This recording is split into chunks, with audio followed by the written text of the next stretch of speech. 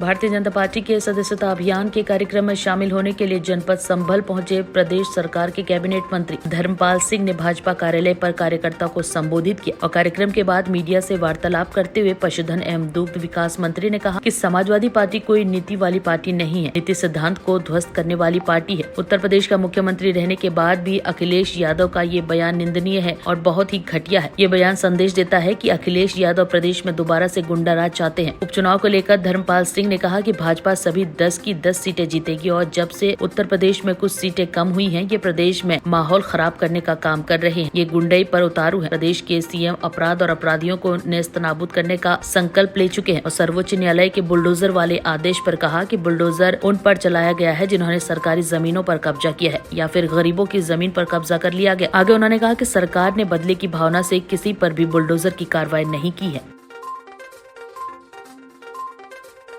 Supreme court की टिप्पणी के बाद जो है सर समाजवादी पार्टी के अध्यक्ष अखिलेश यादव ने कहा है कि 2027 में अगर समाजवादी पार्टी की सरकार बनती है तो पूरे प्रदेश के बुलडोजरों का रुख गोरखपुर की तरफ होगा। किस तरह से देखते हैं अखिलेश यादव के इस बयान को? देखिए, समाजवादी पार्टी कोई नीति की पार्टी नहीं है।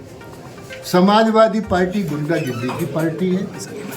समाजवादी पार्टी नीति सिद्धांत कानून को ध्वस्त करने वाली पार्टी है और जिस तरीके से इतने महत्वपूर्ण पद पर रहकर उत्तर प्रदेश का मुख्यमंत्री रहने के बाद माननीय अखिलेश जी का ये बयान बहुत ही निंदनीय है, बहुत ही घटिया है, क्योंकि ये बयान संदेश देता है कि उत्तर प्रदेश में वो गुंडा राज पुनः स्थापित करना चाहते हैं। क्या मानते हैं सर कि जैसे अब ये उपचुनाव होने उत्तर प्रदेश की 10 सीटों पर, क्या अखिलेश जी का ये जो बयान है बुलडोजर को लेकर के गोरखपुर की ओर रुख करेगा 2027 में, क्या उपचुनाव में माहौल गरमाने की क्या उनका प्रयास है इसको लेकर? देखिए, उपचुनाव में भारतीय जनता पार्टी 10 सीटें जीतेगी और समाजवादी पार्टी को जब से ये अखिलेश और जब से उत्तर प्रदेश में कुछ सीटें कम हुई हैं, इन्होंने माहौल बिगाड़ने का काम किया है। ये गुंडई पे उतारू हो गए और अपराध पूरी तरीके से हावी होने का काम कर रहा है और भारतीय जनता पार्टी मुख्यमंत्री योगी आदित्यनाथ जी अपराध और अपराधियों को नेस्त नाबूद करने का संकल्प ले चुके। ये सर्वोच्च न्यायालय का जो आदेश बुलडोजर के लिए टिप्पणी आई, कहाँ तक उचित है? देखिए, सर्वोच्च न्यायालय का जो आदेश है मैं उसको कोई टिप्पणी नहीं करूँगा। बुलडोजर उन पर चलाया गया है जिन्होंने सरकारी ज़मीनों पर कब्जे किए हैं, जिन्होंने नियमों को तोड़ा मरोड़ा है, जिन्होंने गरीबों की ज़मीनें ज़बरदस्ती कब्जाने का काम किया है, उन ज़मीनों को खाली कराकर। तो सुप्रीम कोर्ट का तो कहना है कि नहीं किया जा सकता, बुलडोजर चलाया नहीं जा सकता। सुप्रीम कोर्ट पर मैंने कहा कि उस पर मेरी कोई टिप्पणी नहीं, लेकिन मैं अपनी बात सरकार की बात कहना चाहता हूँ। सरकार ने कोई बदले की भावना से काम नहीं किया है।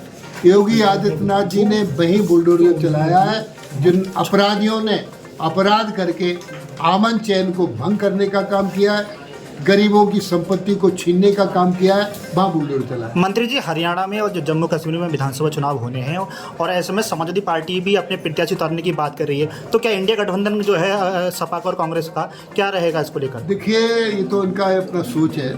इंडिया गठबंधन जो भ्रामक प्रचार करके उत्तर प्रदेश में और देश में कि संविधान खत्म कर देंगे, आरक्षण खत्म कर देंगे, ये प्रजातंत्र को खत्म कर देंगे, जनता इनको पूरी तरीके से समझ चुकी है। आने वाले चुनाव में जनता इन्हें सबक सिखाने का काम करेगी। धन्यवाद।